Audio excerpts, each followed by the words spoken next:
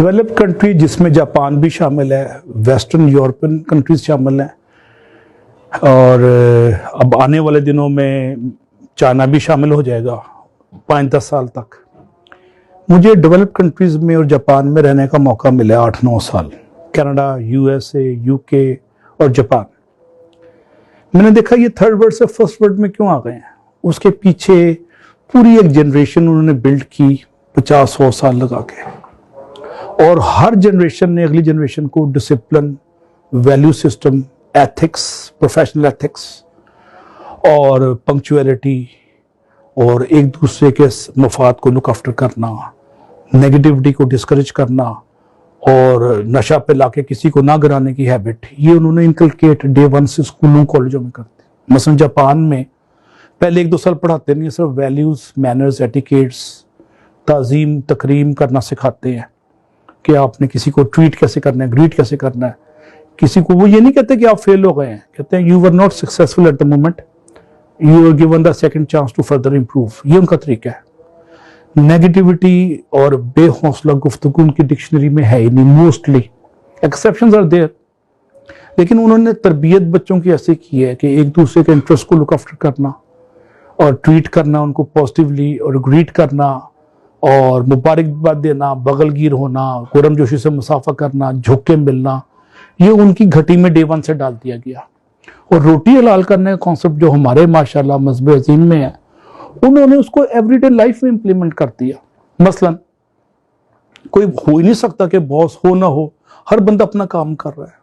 सवाल ही पैदा नहीं होता कि दफ्तर का यंग लड़का लड़की फेसबुक पे दोस्तों से गप मार रहा हो दफ्तरी टाइम में, सवाल ही पैदा नहीं होता। सवाल ही पैदा नहीं होता कि कोई प्राइवेट कॉल कर सके दफ्तरी टाइम में। इतने स्ट्रॉन्ग वर्क एथिक्स है उनके। और दफ्तर में आपका फोन महीने में 1 दफा इमरजेंसी के लिए आ सकता है फैमिली मेंबर की तरफ से, उसके अलावा नहीं आ सकता। आपको वो 5 मिनट भी इजाजत नहीं है फोन करने की, दफ्तरी टाइम को जाया करने की, सरकार हो या प्राइवेट सेक्टर हो। और पंक्चुअलिटी का ये आलम है। इतने ट्रैफिक और कंजेस्शन में, मैं वॉशिंगटन में रहा हूँ, टोक्यो में रहा हूँ, वहां पे रश आवर्स में 40 मिनट्स नॉर्मल है फंसना। लोग वक्त पे पहुंचे होते हैं रश के बावजूद, उन्होंने कैलकुलेट किया होता है। तो एक चीज तो है उनकी ट्रेनिंग और अपब्रिंगिंग में, तरबियत में ये चीज डाल दी गई है। सफाई निस्फे ईमान हम कहते हैं।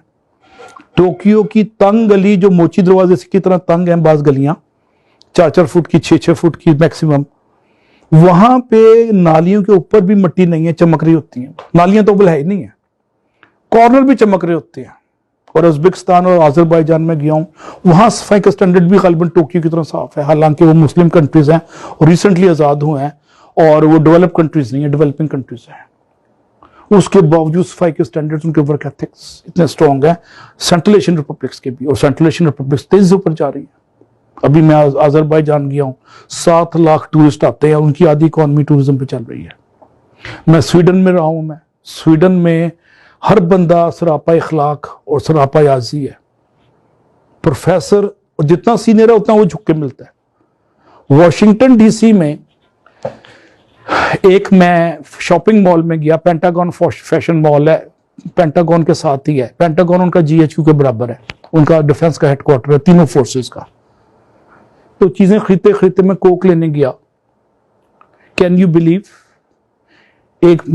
एक 3 स्टार जनरल पेंटागन से खुद आया और उसने आके कोक, मैं लाइन में खड़ा था, वो मेरे पीछे खड़ा हो गया और उसने, जब उसकी बारी है, उसने कोक लिया। कोई नौकर नहीं, कोई चाकर नहीं। तो उन्होंने मेहनत को इज्जत भी दे दी। ये सबसे अहम चीज है, मेहनत को इज्जत।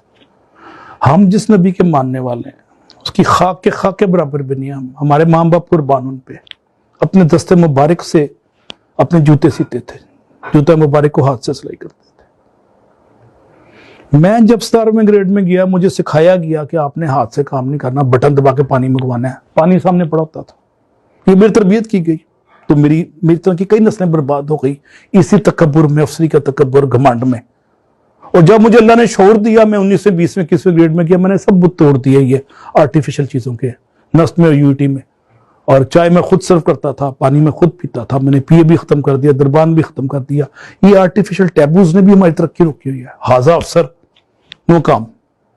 अब देखें सऊदी तरक्की नहीं ना कर पा रहे, पैसा इंजेक्ट किया, ट्रिलियंस ऑफ डॉलर्स, तरक्की नहीं हो रही। क्योंकि उनके वर्क एथिक्स हमारे से मिलते जुलते हैं, बुरे नहीं, मिलते जुलते हैं। उनका बादशाही अफसरी स्टाइल, हाजा अरबी तो या अजमी तो फर्क, फिर इनडिसेंट बिहेवियर, और जात की क्या होता है, अना की बुत की प्रस्तिश, और सबसे बड़ा ओहदे का घमंड।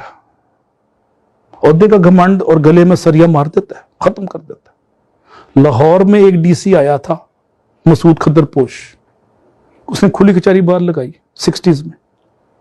गरीबों से गलब बगल गिर होता था, हाथ मिलाता था, ईटिंग और मीटिंग में नहीं होता था। अमर हो गया, उसको मरे हुए भी 60 साल हो गए। वो मसूद खद्दरपोश, एक ही मसूद खद्दरपोश आया था, गरीबों की सुनता था, सरिया निकाल के उसने फेंक दिया और इंसान बन गया अफसर के बजाय। अफसर और इंसान में फर्क है हमारे पास। वेस्ट में अफसर और इंसान एक ही है, जितना बड़ा अफसर है उतना बड़ा इंसान है। इंसान से मतलब इंसानियत से भरपूर और एहतराम आदमियत से मामूर शख्सियत का नाम अफसर है। मेरे हेड ऑफ डिपार्टमेंट और चेयरमैन के कभी निकल रहे होते थे, मैं साइन कराने जाता था अमेरिका में, तो परेशान हो जाते थे कि मैं जा रहा हूं, इसका साइन रह जाएगा। वो एलिवेटर छोड़ के आ जाते थे, लोग कहां साइन करना है, ताकि मेरा एक दिन जाया ना हो जाए, मैं इतनी दूर से ड्राइव करके आया। ये एहसास मरब्बत, एहसास आदमियत, एहतराम आदमियत, इसने कौम को उठा दिया। और वहां के नौजवान को बताया गया कि तुमने हाथ से काम करना है, और उसमें स्पार्क और डायनामिज्म डाल दिया गया डे वन से। यही वजह 26 साल की उम्र में मार्क जुकरबर्ग ने वो बना दिया फेसबुक। 26 साल में तो हमारा लड़का लिबर्टी के बर्गर से उसको फोश नहीं होती, उसको हार्ले डेविडसन की वो रेस से फर्क नहीं होता। वो तो हार्ले डेविडसन वहां बनती है, शो हम मार रहे होते हैं आर्टिफिशियल टैबूज के साथ। तो उन्होंने जिंदगी को नेचुरल फ्लेवर दे दिया। अब देखें, हॉलीवुड की मूवीज भी देख रहे हैं, सब नेचुरल है। हमारी हर मूवी भी, ड्रामा भी आर्टिफिशियल है ना। उर्दू फिल्म और हमारे आजकल के सारे ड्रामे, पीटीवी के ड्रामे एक जमाने में अच्छे होते थे, नेचुरल, अब अननेचुरल हो गए, हर चीज अननेचुरल हो गई, आर्टिफिशियल हो गई। तो उन्होंने नेचुरल फ्लेवर लाइफ को बहुत दे दिया वेस्ट में, जो हैं वही नजर आते हैं। मेहनत को अजमत दे दी और अपनी यूथ में और बच्चों में स्पार्क और डायनामिज्म डाल दिया। Out of box thinking promote की। ये फेसबुक और ये माइक्रोसॉफ्ट के जो फाउंडर्स हैं, ये एक्स्ट्राऑर्डिनरी बंदे तो नहीं है, ऑर्डिनरी बंदे हैं। इनके pass out of box thinking की तरबियत थी, इनोवेशन को प्रमोट किया। नुदरत फिक्र अमल को उन्होंने आम कर दिया। इकबाल एक शेर में नौजवानों को कहता है जो वेस्ट ने फॉलो किया है, और इकबाल यूरोप में देख के आया ये बात, इसलिए उसने ये शेर कहा था कि तेरी खाक में है अगर शरर तो ख्याल फक्र गना न कर। कहता है if you have spark in your personality you should not worry about the money or not money, you have money or not money. कि दूसरे मिसर में इकबाल कहते हैं कि जहां में नाने शहीर पर है मदार कुव्वत हैदरी।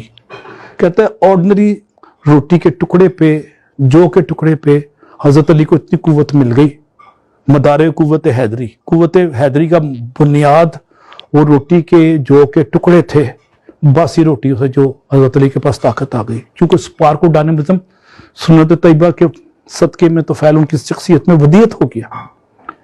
तो ये बड़ी बात है कि हम बच्चों को रगड़ा दें, कंफर्ट जोन से निकालें, शोफर ड्रिवन कर लेना दें, उनको बसों में साइकिलों पे रोलें, वो 3-3 वैगनें बदल के आए तो कामयाब हो जाते हैं। आज लाहौर में मेरे जो यूईटी के गवर्नमेंट कॉलेज के जो टॉप नॉच बड़ी बड़ी पोजीशनों में बैठे हुए हैं, ये 70s 80s में वैगनों में रुल रहे होते थे या साइकिलों पे जा रहे होते थे।